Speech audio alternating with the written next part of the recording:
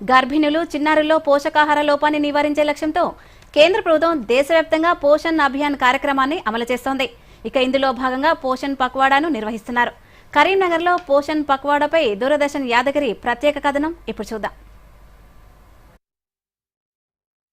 కరీంనగర్ జిల్లా వ్యాప్తంగా ఐసీడీఎస్ ప్రాజెక్టుల పరిధిలో పోషణ పక్షోత్సవాలు ఘనంగా నిర్వహిస్తున్నారు. మహిళాభివృద్ధి, శిశు సంక్షేమ శాఖ ఆధ్వర్యంలో హుజూరాబాద్లోని ప్రభుత్వ బాలికలోన్నత పాఠశాలలో పోషణ జాతర కార్యక్రమం నిర్వహించారు. ఈ కార్యక్రమానికి జిల్లా కలెక్టర్ పమేలా సత్పతి ముఖ్య అతిథిగా హాజరై కార్యక్రమాన్ని ప్రారంభించారు.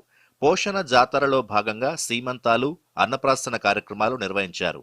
పోషణ పక్వాడాలో భాగంగా పోషణ జాతరను పరిశీలించిన అనంతరం స్థానిక ఫంక్షన్ హాల్లో ఏర్పాటు చేసిన సీమంతాలు, అన్నప్రాసన కార్యక్రమానికి జిల్లా కలెక్టర్ హాజరయ్యారు.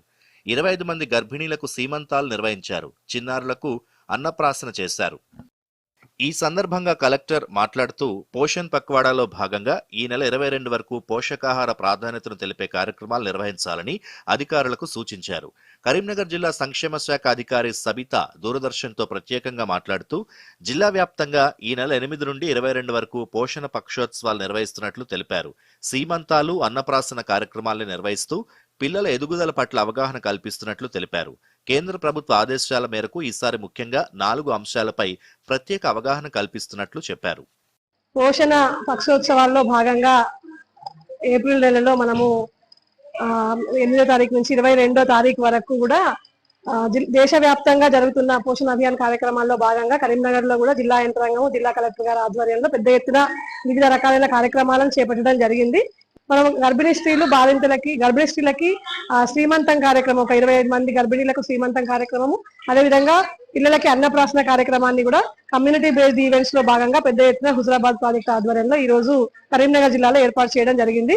అదేవిధంగా తల్లులకు అవగాహన కల్పించడం జరిగింది. పోషకాహారం గురించి, న్యూట్రిషన్ ఏ విధంగా ఉండాలి, గర్భిణీ స్త్రీలు ఏ విధంగా పోషకాహారం తీసుకోవాలనేది, ముఖ్యంగా 1000 డేస్ అంటే మన పిల్లాడి దశలో ముఖ్యమైన దశ అన్నట్టు. ఫస్ట్ తల్లి గర్భంగా ఉన్నప్పుడు 270 రోజులు, అదే విధంగా 1 సంవత్సరము 365 రోజులు, అదే విధంగా 2వ సంవత్సరం వరకు 365, మొత్తం కలిసి 1000 రోజుల పైన తల్లులకు అవగాహన కల్పించడం జరిగింది.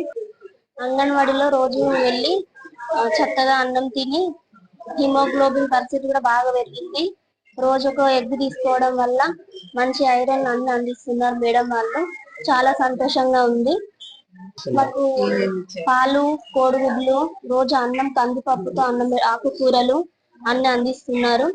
నాకు చాలా ఆనందంగా ఉంది. మొత్తం మీద ఆరోగ్య భారతావన లక్ష్యంలో భాగంగా మహిళలు, చిన్నారులు ఆరోగ్యంగా ఉండేందుకు పోషణ్ పక్వాడా తోడ్పడుతుందని నిస్సందేహంగా చెప్పవచ్చు. Bureau report, Doordarshan news.